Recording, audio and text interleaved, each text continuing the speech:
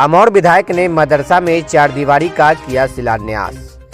AIMIM विधायक अख्तरुल इमाम ने रविवार को मुख्यमंत्री योजना अंतर्गत चारदीवारी का शिलान्यास किया, जिसमें पंचायत खाड़ी महीनगांव के कदमगाछी महेश बथना मदरसा संख्या 709 चारदीवारी निर्माण कार्य प्रारंभ होने की खबर सुनकर शिलान्यास स्थल पर भारी संख्या में लोग जुट गए। इस अवसर पर विधायक ने कहा कि मुख्यमंत्री ग्राम संपर्क योजना के अंतर्गत जो भी गांव 200 से अधिक आबादी वाले छूटे हुए हैं, सभी गांवों में सड़कों का सर्वे किया गया है। उन्होंने कहा कि आम आदमी को सड़क से जोड़कर इस तरह की सुविधा मुहैया कराई जाएगी।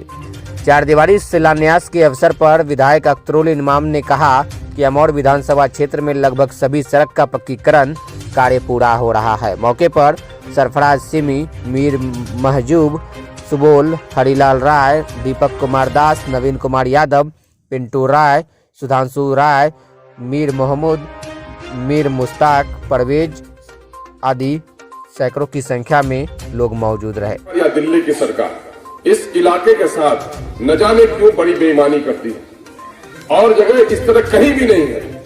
आप लोगों ने मुझे चीखते हुए, चिल्लाते हुए, लड़ते हुए असेंबली में देखा होगा।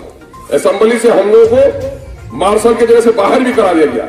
क्या मैं अपनी जात की लड़ाई, आपकी लड़ाई, इसलिए वो हमारा एक वो है कि आपकी लड़ाई लड़ते हुए अगर मेरे खून का कतरा भी बहे तो मैं समझता हूं मेरी जिंदगी की। तो इस इलाके के साथ बड़ा जुल्म हुआ है, बड़ी नाइंसाफी हुई है। जब मैं और देखता हूं तो मुझे बड़ा गम और अफसोस होता है कि गरीबी की बच्चा छोड़ के गया था, वो 6 साल के बाद आके बच्चा को देखता है, बच्चा को देख के गया है, मारता है।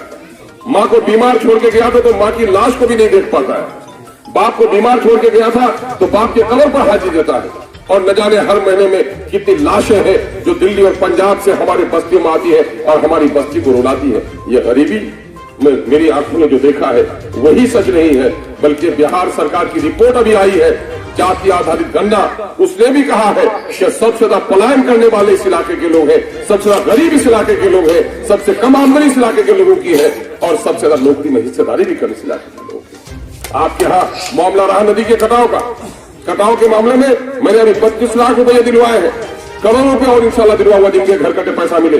लेकिन उसमें आप लोगों की तरफ से बात यह होती है कि आप अपने हक की लड़ाई लड़ने के लिए तैयार नहीं है। आप दरखास्तें नहीं देते, आप बल्लों में जाकर अपने मामला को पेश नहीं करते, आप रिश्वत दे देते हैं, लेकिन हमको गवाही देने के लिए तैयार नहीं होते। मेरे भाई, मैं ये लड़ाई अपनी ईमानदारी के साथ, अपनी पूरी ताकत के साथ लड़ रहा हूँ। आपकी मदद की हमारी जरूरत है, लड़ाई कर सके। आप हजारों रुपया रिश्वत दे दीजिएगा और गवाही नहीं दी। एक खबर मैं अक्सर दे रहा हूँ, पत्रकार बंधु भी यहाँ पर है, कान खोल कर सुन लीजिए। बिहार की आबादी इस वक्त 13 करोड़ की हो गई। 13 करोड़ में 2 करोड़ 31 लाख मुसलमान है, 2 करोड़ 56 लाख हमारा अनुसूचित जाति का भाई है। दूसरी बिरादरी जो रही है, बड़ी बिरादरियां रही है, उनकी आबादी के हिसाब से किसी को नौकरी मिलनी थी 70,000 तो उनको मिली 1,70,000, किसको मिलनी थी 60,000 तो उनको मिली 1,80,000। मैं बिरादरी का नाम क्या लूं? ये तमाम तर लोग बड़े जाति के लोगों ने हमारी नौकरियां छीन ली। किसी को 2 गुना, किसी को 3 गुना नौकरी मिली।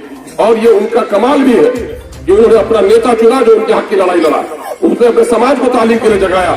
लेकिन आज हमारा नेता भी सोया हुआ है, सरकार जुल्म कर रही है और हम भी गाफिल हो रहे हैं। बच्चे को मेहमानी के नाम पर, बारात के नाम पर दौड़ने के लिए तैयार है, पुलिस की बहाली होगी तो दौड़ने के लिए तैयार नहीं। बच्चों के शादी भोज के लिए आप तैयार है, बच्चों के इम्तिहानात के लिए तैयार नहीं है। नतीजा